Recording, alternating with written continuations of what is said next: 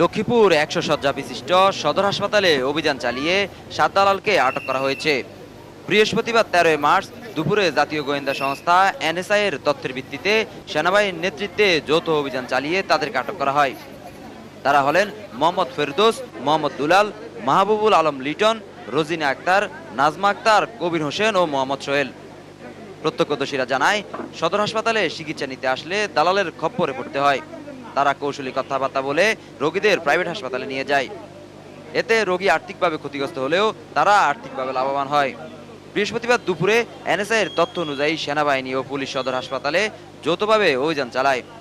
এতে ৭ দালালকে আটক করা হয়েছে। লক্ষ্মীপুর সদর মডেল থানার ভারপ্রাপ্ত কর্মকর্তা আব্দুল মোন্নাফ বলেন, সদর হাসপাতালে ৭ দালালকে আটক করা হয়েছে। তাদের বিরুদ্ধে আইনগত ব্যবস্থা নেওয়া হচ্ছে।